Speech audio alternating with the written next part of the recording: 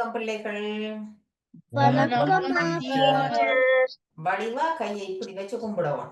ரெண்டாத்தான் உங்களோட மனசும் அப்படி நல்லா இருக்கு. இப்படி வணக்கம் டீச்சர் இப்படி எல்லாம் கும்பிடலாமோ? இது அப்படி இல்லை. நீங்க இந்த ரெண்டு கையை ஒண்டா வச்சு பாருங்க. உங்களோட மனசுலயுமே ஒரு சுத்தம் தெரியும். ரெண்டு கையையும் அந்த அந்தந்த விரலோட சேர்த்து போட்டு சொல்லுவோம். வணக்கம் பிள்ளைகள்.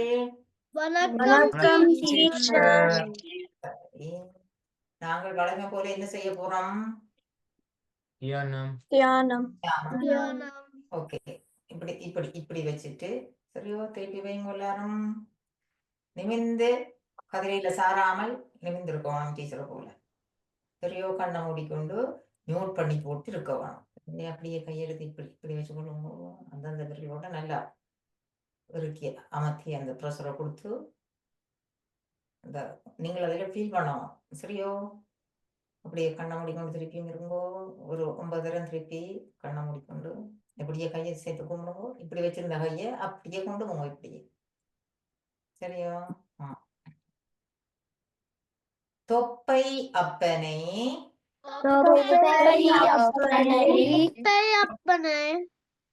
தொழவினை அருமே.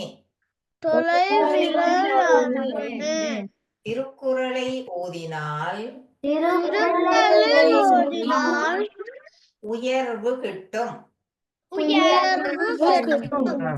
திருக்குறளை ஓதினால் பண்பாடு தானே வரும். திருக்குறளை ஓதினால் மனமாசு நீங்கும். திருக்குறளை ஓதினால் தெய்வ நிலையே அடையலாம். எனவே வள்ளுவர் வகுத்த குறள் நெறியில் வாழ்வோம். குறள் நெறி போற்றி குவலயம் காப்போம். உலகம் சமநிலை பெற வேண்டும். உயர்வு தாழ்விலா நிலை வேண்டும். நிறைவே காணும் மனம் வேண்டும்.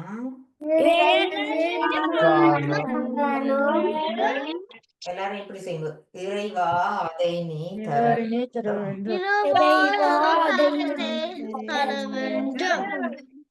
அவ்வளவுதான். எப்பவும் அதை நீங்க நினைச்சு கொள்ளணும். சரியோ? அப்ப நாங்கள் இவ திருக்குறளை இயற்றியவர் யாரம்மா? ஜோர்ஜினா தெரியுமா? திருவள்ளுவர். சரி, திருக்குறள் எத்தனை அதிகாரங்கள் இருக்கு? யாரை சொல்லுங்க போ. 133. அதுதான். எத்தனை அதிகாரங்கள் இருக்கு? 133. அத பிரெஞ்சுல எப்படி சொல்றது? 133. Combien sont 133? என்னது? 133. சரியோ? 133 என்ன? 133. சரியோ? 133 என்றால் எத்தனை? 133 தமிழ்ல எப்படி சொல்றது? 133 அதிகாரங்கள் இருக்கு. அதுல நாங்கள் இப்ப எத்தனை அதிகாரம் படிச்சிட்டோம்? 2. எதை படிச்சு நீங்கள்? ஒரு ஆள் சொல்லுங்க. பாரிஷா சொல்லுங்க. கடவுள் வாழ்த்து அரண் வலியுறுத்தல். கடவுள் வாழ்த்து எத்தனையாவது அதிகாரம்? யாருக்கு தெரியும்? கை வச்சிருங்க, கையை காட்டுங்க. முதலாவது. இவா சொல்லுங்க. கடவுள் வாழ்த்து எத்தனையாவது அதிகாரம்? முதலாவது அதிகாரம். இனி திருக்குறள் கிளாஸுக்கும் பாயிண்ட்ஸ் தர போறோம். சரியோ? அரண் வலியுறுத்தல் எத்தனையாவது அதிகாரம் படிச்ச நாங்கள்? சரிஷா ஓகே பாரிஷா சொல்லுங்க. 4வது அதிகாரம். 4வது அதிகாரம். அப்ப 133 அதிகாரத்தில் எத்தனை அதிகாரங்கள் படிச்சு முடிச்சிருக்கிறீர்கள்? 2 2. இப்ப எத்தனாவது அதிகாரம் படித்து கொண்டிருக்கிறோம்? 3வது. 3வது இல்ல. எத்தனாவது அதிகாரம்? 40வது அதிகாரம். 40வது அதிகாரம். அதாவது அந்த இப்ப நாங்கள் 2 அதிகாரம் படிச்சிருக்கிறோம், 3 படிக்க போறோம். என்ன 3வது அதிகாரம் இல்ல, மொத்தமா அதிகாரம் படிச்ச அதிகாரங்களின் எண்ணிக்கை 3 ஆக போகுது. இது படிச்சு முடிச்சா என்ன? அப்ப இந்த அதிகாரத்துக்கு என்ன பெயர்? நாங்க படிச்சு கொண்டிருக்கிற அதிகாரத்துக்கு கல்வி. கல்வி. கல்வி அதிகாரம். கல்வி அதிகாரம். கல்வி அதிகாரத்தில எத்தனை குறள் வரையும் படிச்சிட்டோம்? 3 3 குறள் வரையும் படிச்சாச்சு. இன்றைக்கு படிக்க போற குறளுக்கு குறள் எது? 4வது குறள் படிக்க போறோம். எத்தனாவது குறள் படிக்க போறோம்? 4வது. 3வது ஒருக்கா ரிவைஸ் பண்ணுவோம். சொல்லுவீங்கள். 1வது குறள் பேரை சொல்லுவோம். தெரிஞ்சவ மட்டும்தான் சொல்லலாம். பிரகதி சொல்லுங்க. கற்க கசதர கற்பவை கற்றபின் நிற்க அதற்கு தக. 2வது இந்த கருத்து யாருக்கு தெரியும்? பாரத் சொல்லுங்க. போன கிழமை நீங்க சொன்னீங்க நினைக்கிறேன். வேற யாராவது சொல்ல முடியுமோ? சாயகி சொல்லுங்க. ஏன்னா பாரத் நீங்க போன கிழமை சொன்னீங்க, எனக்கு ஞாபகம் இருக்கு. சொல்லுங்க சொல்லுங்க சாயகி. ஒழுங்கா படிக்க வேண்டும், விளங்கி படிக்க வேண்டும், அதன்படி நடக்க வேண்டும். இன்னொரு ஒன்று மறந்துட்டீங்க. என்ன தேவையில்லாத விஷயத்தையும் படிக்கலாமோ? என்ன சொல்ல? ரிதீஷ் சொல்லுங்க. தேவையான புத்தகம் தான் வாசிக்க வேண்டும். பாரிஷா சொல்லுங்க. சரியோ? தேவையான பாடங்களை மட்டும்தான் என்ன செய்யணும் ரிதீஷ்? வாசிக்க வேணும்.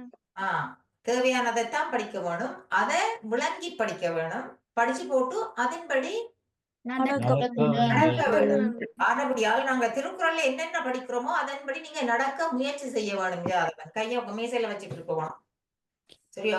படிச்சபடி நாங்கள் நடக்க வேண்டும். நடக்க வேணும். சரியோ? நடக்க கஷ்டமா இருந்தாலும் என்ன செய்யணும்? முயற்சி செய்தாதான் அது உங்களால நடக்க முடியும். முதல் கொஞ்சம் கஷ்டமா இருக்கும்.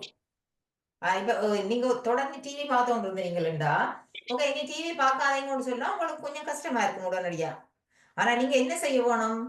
கொஞ்சம் கொஞ்சமா குறைச்சு குறைச்சு குறைச்சு குறைச்சு விடணும்.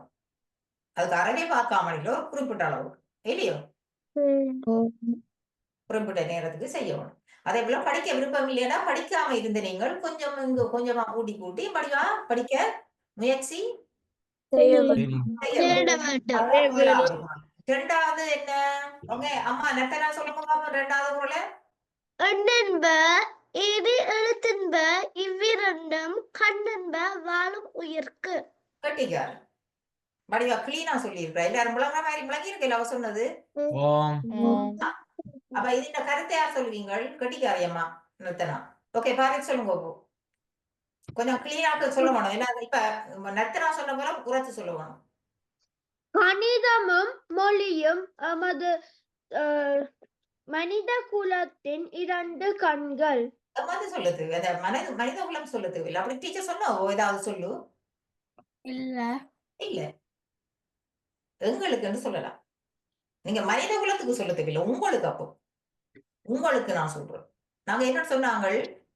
கணிதமும் மொழியும் எங்களுக்கு 2 கண்கள் போன்றன. மனிதர்களுக்குன்னா இங்க வேற யாரையும் சுட்டி காட்டுறீங்க? மனிதர்கள் யாருக்கு சொல்றீங்க?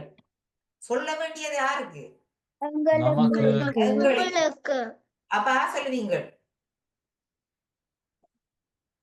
கணிதமும் மொழியும் எங்களுக்கு 2 கண்கள் போன்றன.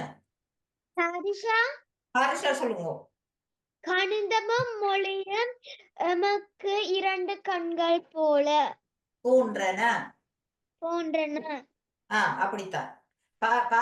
பாரு, நீங்கள மனித குலம் அப்படி என்ற சொல்லுகளை நிப்பாட்டிட்டு எங்களோட செய்வோம். ஏன்னா நாங்க தான் எங்களை தேவைக்கு தானே படிக்கிறோம். அப்போ ஓம். அதனுடைய மனித குலம் மட்டும் அடுத்த ஆள சொல்லாதீங்க. பருப்பா சுருள சரியோ? ஓம். ஓகே. ஓம். அப்ப சரி. அப்ப இப்ப உங்களுக்கு விளங்கி இருக்கு. அப்போ உங்களுக்கு தான் நாங்க பார்க்கணும். ஏன்னா அதை படிச்சாதான் நாங்கள் நல்ல மாதிரி வாழலாம். அடுத்தது 3வது குறளா சொல்லுவீங்க. கஜோரி. கஜூரி சொல்லுவோமா? கண்ணுடையவர் கற்றோர், முகத்திரண்டு புண்ணுடையவர் கல்லாதவர். அது உங்களுக்கு கருத்துல விளங்குது. என்னடமா சொல்லுவீங்க? கண்ணுடைய பிறகு சொல்லுவோமா? கண்ணுடையர் என்பவர் கற்றோர், முகத்திரண்டு புண்ணுடையர் கல்லாதவர். கண்ணுடையர் என்பவர் கற்றோர், முகத்திரண்டு புண்ணுடையர் கல்லாதவர். அப்படித்தான் சொல்லுவோம் அம்மா. பிறகு கஜூரி பாடமாக்குவோம். திருப்பி சொல்லுவோம். கண்ணுடையர் என்பவர் கற்றோர், முகத்திரண்டு புண்ணுடையர் கல்லாதவர். ரெண்டுதான் சொல்லணும். கட்டிக்காரி. அதுல கருத்தை சொல்லுங்க. சொல்லுவீங்க கருத்து. ஒரு ஆள் படிச்சால் அவருக்கு கண் இருக்குது என்ற அர்த்தம். ஆனால் அதை போல் படிக்காமல் இருந்தால் 2 புண் இருக்கிறது என்ற அர்த்தம். அவற்ற கண் 2க்கும் பதிலா அதுல 2 புண் இருக்கு. என்றால் என்னது? இப்ப கண்ணில 2 புண் இருக்குன்னு சொல்லி சொன்னால் உங்களை பார்த்து விரும்புவினமோ? இல்ல. அதுக்காக விரும்ப மாட்டோம். அதே போல படிக்காதவையில என்ன செய்யணும்? அவையில பார்த்து கதைக்க விரும்ப மாட்டோம். அதாவது நீங்கள் படிச்சாதான் உங்களை யாரும் விரும்புவார்கள். படித்தால்தான் உங்களை யாரும் படிக்காமல் விட்டால் கண்ணில புண் இருந்தால் யாருக்கும் அது பிடிக்காது. அதே போல உங்களை படிக்காத ஆக்கள யாருக்கும் பிடிக்காது. அப்ப உங்களுக்கு என்ன விருப்பம்? மற்றவர்கள் உங்களை விரும்புவீங்களோ உங்களை வெறுக்க விரும்புவீங்களோ? விரும்பத்தான் விரும்புவீங்கள். அப்ப நாங்கள் எப்பொழுதும் எங்களோட முயற்சி என்ன சாதவன்? என்ன முயற்சி? நாங்கள் என்ன செய்ய வேணும் ஜாதவன்? எப்போதும் கண்ணில 2 புண்ணி இருக்கிற மாதிரி இருக்க வேணுமோ, 2 கண்ணு நல்ல வெளிச்சம் தெரிகிற மாதிரி இருக்கிற கண்ணா இருக்கணும். எது இருப்போம்?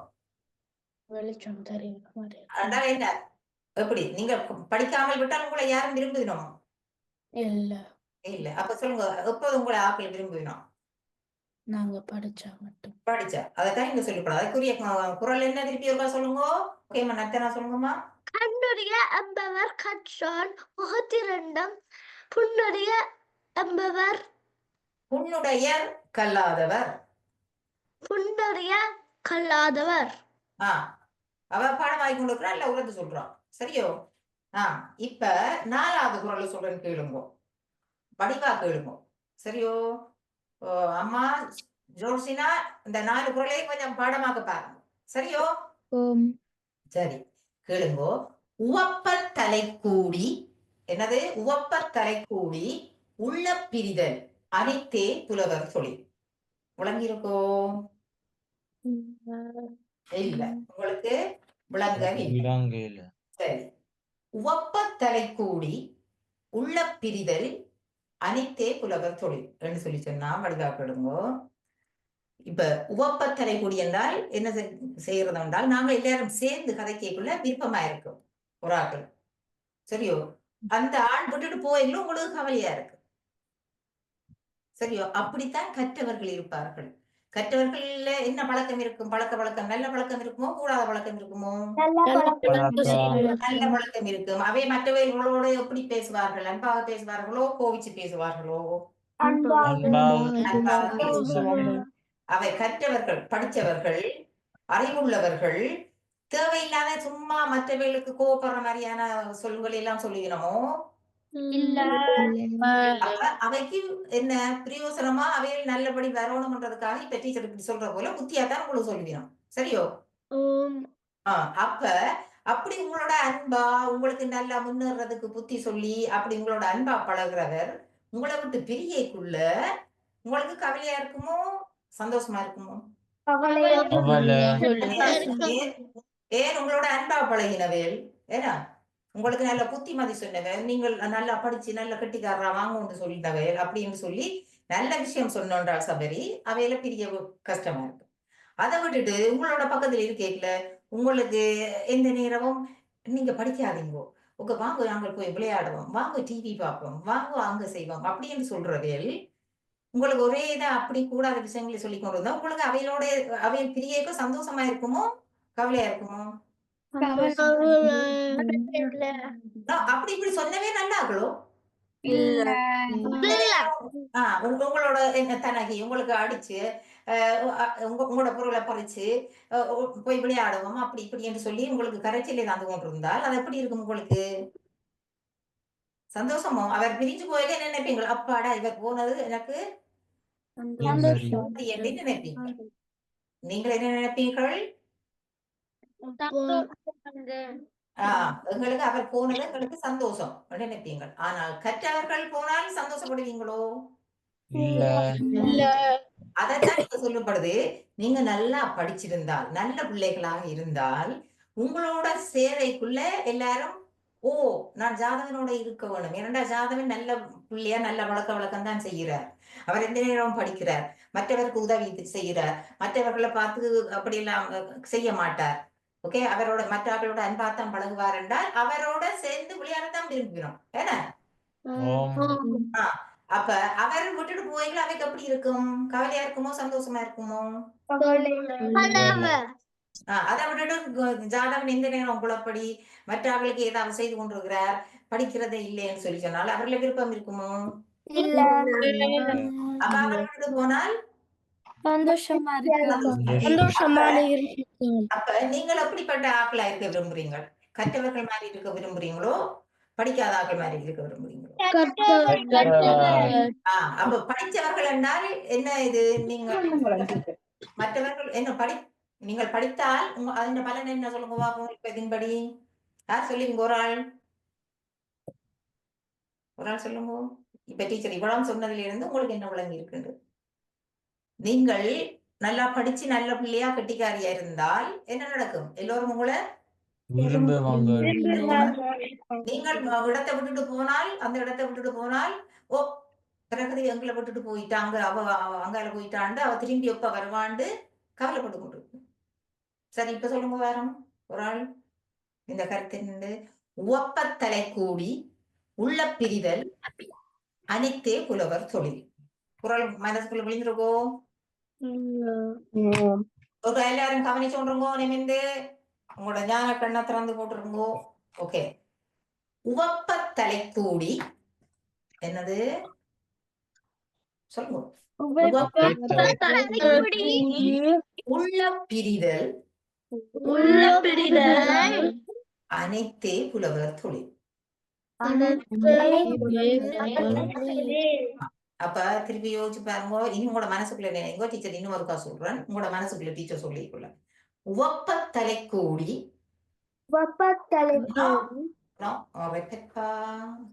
நீங்க ரிப்பீட் பண்ணினால் உங்களோட மூளை வேலை செய்யுமோ? யோசிக்க சொல்லி சொன்னா உவப்பத்தலை கூடி உள்ள பிரிதல் அனைத்தே புலவர் தொழில்.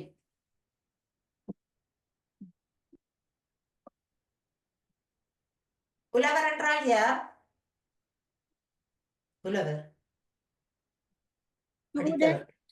படித்தவர். புலவர் என்றால் யார்? படித்தவர். சொல்லுங்க. புலவர் என்றால் யார்? படித்தவர். படித்தவர்கள். புலவர்கள் என்றால் யார்? அப்ப அவன் தொழில் என்ன? மற்றவர்களோட அன்பா பழகுறதும். இந்த புலவர் படிச்சவர் விட்டுட்டு போய்க்குள்ள இவரோட கதைச்சு கொண்டு இருந்தவ கவலைப்படுற மாதிரி இருக்க வேணும். நீங்க கணக்கும் ஆக்களோட கதைக்க கூடாது. கணக்க கதைக்கலாமா ஆக்களோட? ஃப்ரெண்ட்ஸோட கணக்கு கதைக்க கூடாது. ஃப்ரெண்ட்ஸோடையும் தேவையான அளவுக்கு கொஞ்சமா தான் கதைக்கணும். அப்பதான் அந்த ஃப்ரெண்ட் உங்களோடவோ இல்லைன்னா பிரகதி எந்த ஃப்ரெண்டா வந்தவன்டா அவ அலட்டி கொண்டே இருப்பா, எந்த நேரம் கதைச்சு கொண்டே இருப்பான்னு உங்களை விரும்ப மாட்டான். அப்ப நீங்க கதைக்கிறதையும் என்ன செய்ய வேணும்? குறைக்க வேணும்.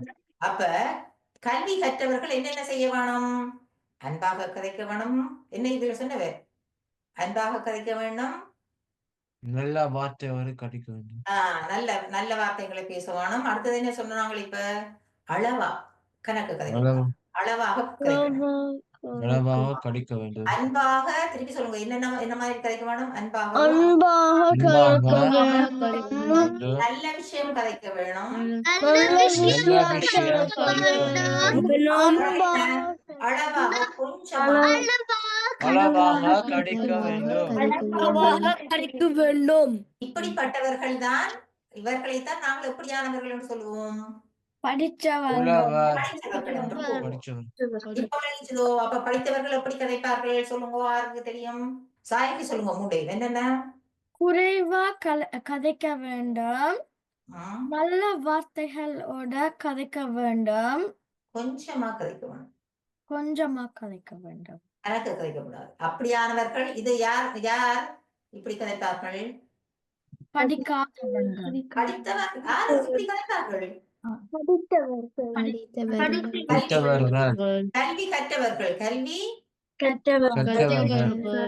சரி. இப்ப எல்லாரும் சொல்லுங்க. குரலை சொல்லிடுமோ? உவப்பத்தலை கூடி உள்ள பிரிதல் அனைத்தே புலவர் தொழில். ஓகே, யார் சொல்லுவீங்க குரலை? பாரி சொல்லுங்க. உவப்பத்தலை கூடி உள்ள பிரிதல் அனைத்தே புலவர் தொழில். பார்க்காம சொல்லுங்க. ஓகே, இப்ப யார் சொல்லுவீங்க? கருதி சொல்லுங்கம்மா. உவப்பத்தலை கூடி உள்ள பிரிதல் அனைத்து புலவர் தொழில். சரியா? இப்படி பார்க்காம சொல்லணுமா? பாரி உங்களுக்கு பார்க்காம சொல்லிருமாண்டா சொல்லுங்க. பார்த்து மெமரைஸ் பண்ணி போட்டீங்களோ? வெளியே தான் சொல்லுங்க. முயற்சி செய்தா தானப்போ மூளை வேலை செய்யும் உங்களுக்கு. அதுக்காக தான் டீச்சர் சொல்றேன். பார்த்து சொன்னா மூளை வேலை செய்யாது. முயற்சி செய்யுங்க. முயற்சி செய்து போட்டு நீங்க பார்க்காம சொல்றதுக்கு ரெடி சொல்ல விடுவேன். ஓகே அம்மா, யார் சொல்ல போறீங்க? கவிதா சொல்லுங்கம்மா. உவப்பத்தலை கூடி உள்ள பிரிதல் அனைத்தே புலவர் தொழில். கட்டிக்காரு. அதை கொஞ்சம் உரத்து சொல்லா. சரி சரி. இனிமே சொல்லுவீங்க. இப்ப 3 பேர் சொல்லியாச்சு. கற்றவர்கள் அன்பாக கடிப்பார்கள். அளவாக கடிப்பார்கள். நல்ல விஷயத்தை கடிப்பார்கள். சரி, அவ்வளவுதான். அதுவே அந்த அவர்களுடைய புலவர் தொழில். அதுவே அவங்களுடைய புலவர் தொழில். அவர்களுடைய கற்றவர்களுடைய புலவர் தொழில். கற்றவர்களுடைய தொழில். கற்றவர்களுடைய தொழில். இது சுகம். உங்க சொல்ல போறீங்க? சொல்லுங்க. சொல்லுங்க. கற்றவர்கள் அன்பாக கதைப்பார்கள். நல்ல வார்த்தைகளை கதைப்பார்கள். அளவாக கதைப்பார்கள். அதே அவர்கள் புலவர் தொழில். அதனால் மற்றவர்கள் இவர்களோடு பேச விரும்புவார்கள். இவர்கள் அவரை விட்டுட்டு பிரிஞ்சு போனால் அவையில் என்ன செய்யணும்? துன்பப்படுவார்கள். கவலைப்படுவார்கள். கற்றவர்கள் தங்களோட பேசி போட்டு விட்டுட்டு போவேக்குள்ள என்ன செய்வார்கள்? அவர்கள் கவலைப்படுவார்கள். எல்லாரும் கருத்து. அடுத்த முறை இந்த குரல் கருத்தும் சொல்லித்தான் சொல்லவும். சரியோ? அப்ப சரி. நன்றி, வணக்கம் பிள்ளைகள். நன்றி, வணக்கம்.